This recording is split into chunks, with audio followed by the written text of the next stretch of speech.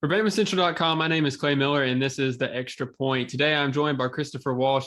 We want to discuss the transfer portal and what Alabama football has done in it, because it seems like they have gotten some of the best players from, Power 5 teams this year. And so, it's been made, a lot has been made in the last couple of days about, has Alabama already ruined the transfer portal, if you will? So what do you think, Christopher? Has Bama already made it to where they're head and shoulders above everyone else?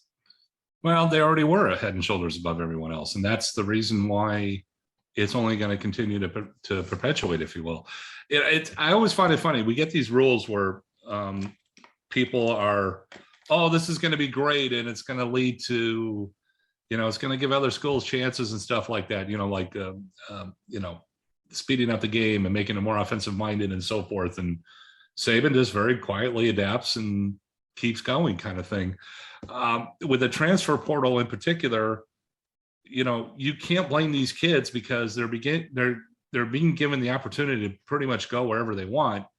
But it's at the same time, some five-star player calls you and says, hey, I want to come play for you. Of course, Alabama's going to listen. They have to listen, kind of thing.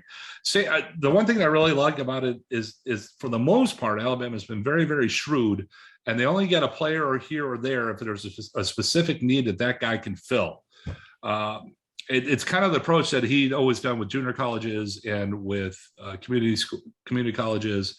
That level of transfer. If you brought him in, Saban expected you to challenge immediately for playing time.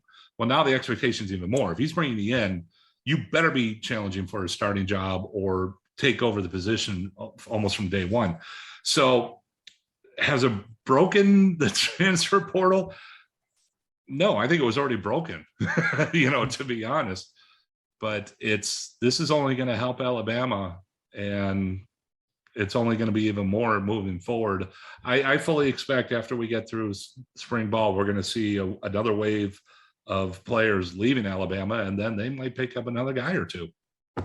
Yeah, so let's talk about a couple of the transfers they have coming in this year, because they really did pull, it seems like, some of the best players probably off of a couple of teams. Eli Ricks transferred in, Jahmyr Gibbs, Jermaine Burton. They got Tyler Steen, and maybe even a couple more, as you mentioned, coming in. So what do you think? How much of these transfers is going to be a part of the team next year? Oh, they're going to be a huge part. I mean, you start with Jermaine Burton at wide receiver. Alabama lost all three starting wide receivers, didn't have a veteran presence really at the position.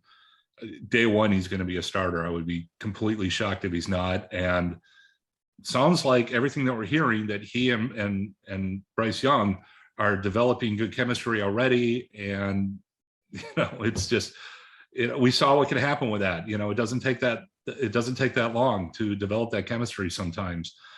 Gibbs in the backfield, I don't expect him to be the starting every down back, but he is going to be a huge weapon for them moving forward, especially since you have that receiving element out of the backfield.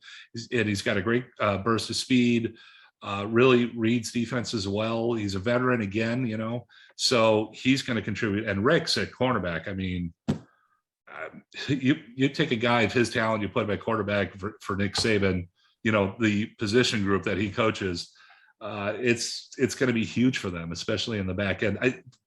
They have everyone back in the secondary, and I'm actually going to do something about this on Friday. When Saban gets a bunch of veterans back in the secondary, that's when he's had his best defenses. Right. Yeah, with all these transfers coming in, it certainly was just adding to what was already a really good team. So the Crimson Tide, once again, should expect to be dangerous.